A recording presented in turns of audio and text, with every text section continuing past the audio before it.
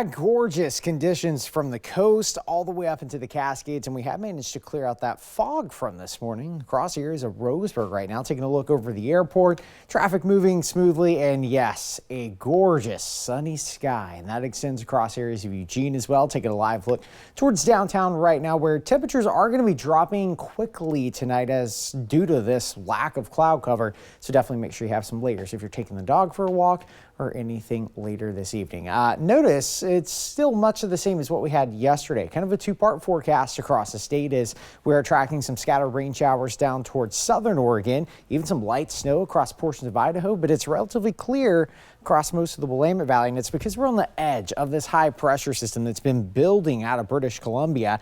Still, that same low pressure system from yesterday is kind of hovering over Northern California and much of the San Joaquin valleys right now, which is actually producing some good snow for the Sierra. Now, we are expecting snow up into our portions of the Cascades this weekend, where we have the potential of several inches just on Saturday, but then the potential of maybe over a foot of new snow by next Tuesday. And with that is also going to be some batches of very good rainfall here across the Willamette Valley. If you're looking for a dry day this weekend, it looks like it's going to be Sunday, still a few scattered showers here and there, but most of the day on Saturday is going to be rainy. So as I've kind of been mentioning all week long, make sure those Valentine's plans are inside on Saturday.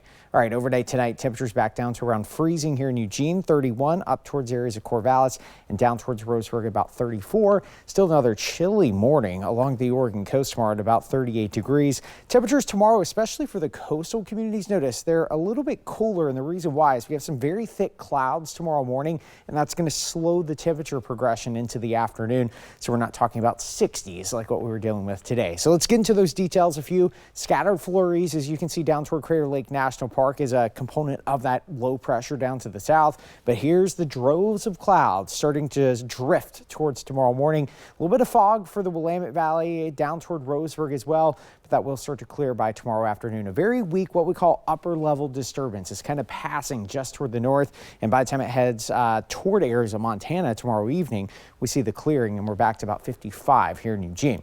All right, we're feeling the effects of this high pressure system, but again, we are getting a weak little upper level disturbance up toward northern Washington tomorrow. So even though we are remaining dry, we still will see those clouds. But here's the big change. Notice toward this weekend, Saturday, we get this big low pressure system developing off of British Columbia, starts to settle in, and this is going to lead to rainy, but also some pretty darn cold temperatures next week. We're only going to be getting into the 40s for high temperatures, and that includes the Oregon coast. Notice yesterday we were near 60 degrees, and we're talking about high temperatures in the mid 40s along the Oregon coast by next Tuesday and Wednesday. Up into the Cascades, very good snow starting to pile up next week. As I said, the potential of feet of snow by next Wednesday as snow levels drop to 3,500 feet. Roseburg area, maybe a little bit of sleet mixing in with that rain next Tuesday and Wednesday, and that also goes for the Willamette Valley, where temperatures are in the 50s, and we were talking about that potential of a few sleet pellets Tuesday, Wednesday morning.